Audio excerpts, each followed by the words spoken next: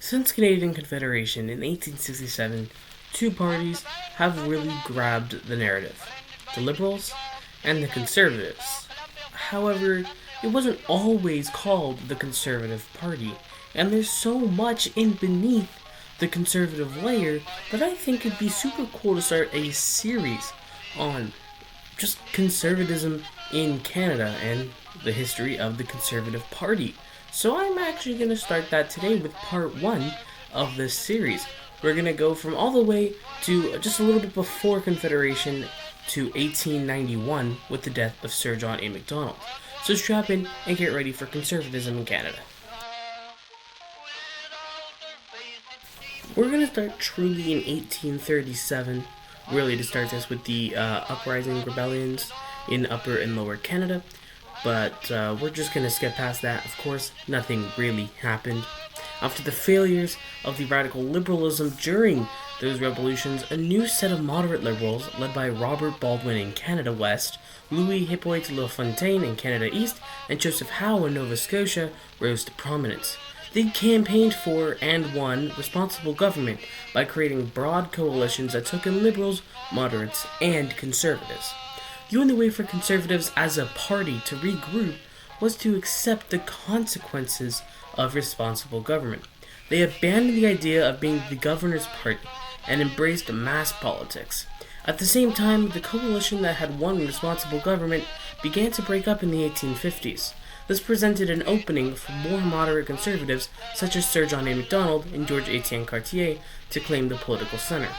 Their coalition dominated politics in the United Province of Canada, and when joined by Liberal George Brown, provided the broad support necessary to negotiate Confederation with Joseph Howe and the Maritime Provinces.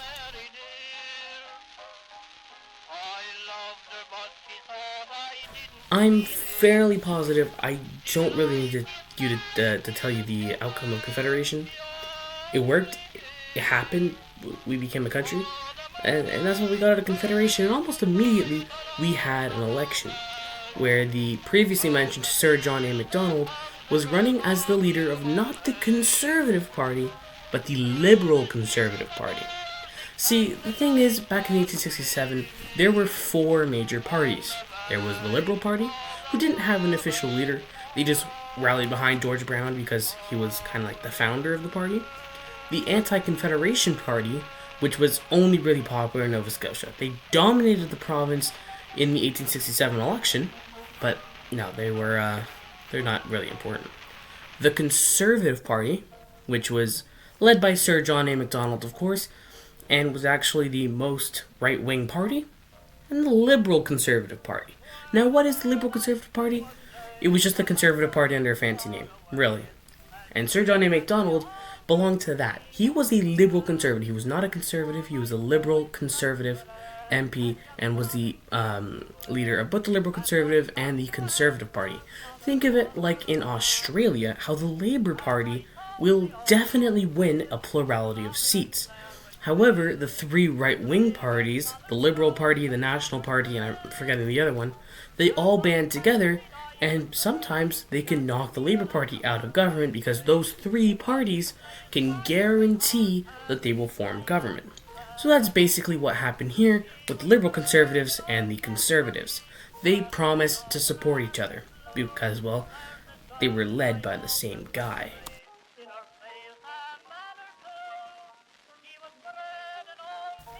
John A. Macdonald easily won the election of 1867, although the election of 1872 was closer. There were 200 seats in the House of Commons, and I think you can see what the problem with that is. You need 101 to get a majority in Parliament. And when you have three parties, by this time the Anti-Confederation Party is worn out, but still, you can get 100 seats. And that's what happened to the Conservatives and the Liberal Conservatives. They got over to 100 seats, and that's it. The Liberal Party got a couple more, and then I believe we actually don't know where some of the other seats went, or they just went to other parties, smaller parties. But the Conservative Party won, and got 100 out of 200 seats, but not enough for a majority. And that's key. What happened there was he was actually paying off. So Sir John A. Macdonald was personally paying off conservative governments to promise that they would vote for Sir John A. Macdonald and the conservatives and liberal conservatives at the election. And that failed. Well, they won, but it was quickly revealed. And in 1873, they had lost by elections and lost the support of people, and Sir John A. Macdonald was forced to resign for Alexander Mackenzie.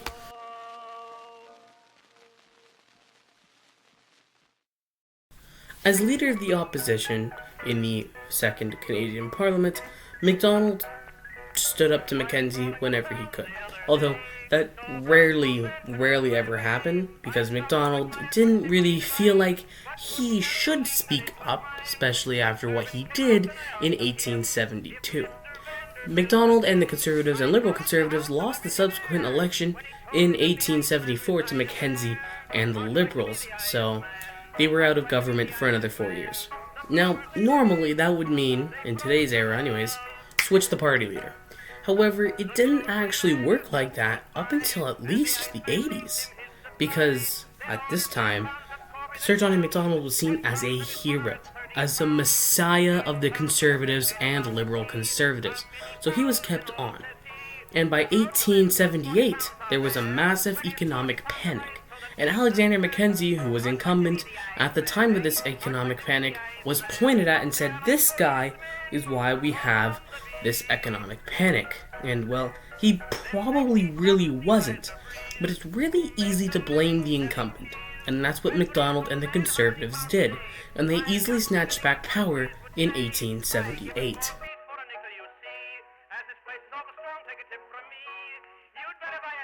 While Sir John A. Macdonald was the Prime Minister, he believed in a lot of things. Obviously, because one does believe in a lot of things, but Sir John A. Macdonald believed that there should be a national policy which consisted of high tariffs against the United States, and intense railway building became the basis of a political dynasty that dominated Canadian politics from Confederation until, of course, Macdonald's death in 1891. The greatest strain in this coalition came during the Louis Riel rebellions, the Red River Rebellions, or something along those lines, of 1869 and 1885. Now what happened here is that Macdonald was actually planning to buy some land off of Britain, and they sent some surveyors out. And there were some First Nations people there, obviously, and they were like, yo, don't come here. And they were like, I don't know what you're saying, I don't understand you. This guy's only speaking English because that's what gets him the most views on YouTube. I was there, trust me, it's exactly what they said. On a more serious note though, this led to the First Nations hiring Louis Riel, someone who actually was part First Nations, to take Macdonald to court. And, well, he lost. And anyways, he decided, you know what, let's go start a revolution. And that's kind of what they did. They started the Red River Rebellion to get the First Nations more sovereignty. And it ended up actually having an influence on Macdonald, because Macdonald allowed people in Manitoba, where Louis Riel was basically doing all this Red River stuff, was like, yo, you can have your Catholic schools, because that's really what they were fighting for.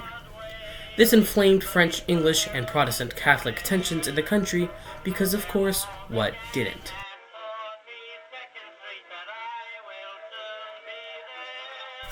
Now, by the next election after the 1882 one in 1887, Macdonald was seen as untouchable. He was the Canadian, the ultimate Canadian, and you couldn't really beat him. Edward Blake had tried in 1882, and even before then as the unofficial leader in 1872, and lost both times. Well, of course, he didn't technically lose in 1872. Macdonald didn't get a majority, but he didn't win the plurality of seats. So he handed it over power in 1887 to Sir Wilfrid Laurier, but not after the 1887 election, where the Conservatives, guess what? They won again. But the next time in 1891, Sir John A. Macdonald was going on for his 6th term, and he won. He won 6 out of the 7 elections that he led the Conservative Party into, beating Sir Wilfrid Laurier out for the Prime Minister's office.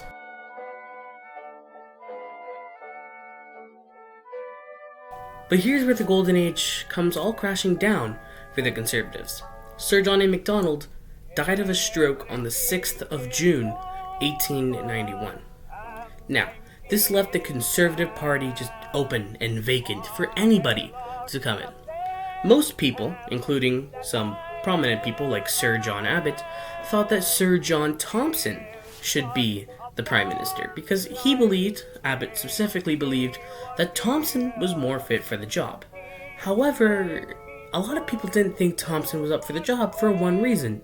He was a Roman Catholic. By this point, people did not like Catholics, so he really had no chance of winning. Although, no chance is obviously a hyperbole. He could have definitely got it. However, the Protestants were like, hey, why don't we get this compromise? The Catholics were like, okay, sure, what's your compromise? Who do you want to be Prime Minister instead of Thompson? And they were like, Abbott, Sir John Abbott, why not? And the Catholics agreed to that, and Sir John Abbott became Prime Minister a lot later. Like, a lot later in June in 1891. So if anyone had attacked us on the 15th, per se, we might have been in big trouble. And there you have it. That is the history of conservatism in Canada, Part 1, from 1867 to 1891. The next time we're going to look at this series, we're going to look at what happened after Macdonald's death, all the way probably up to the end of World War I. So you are not going to want to miss that. Make sure you stick around.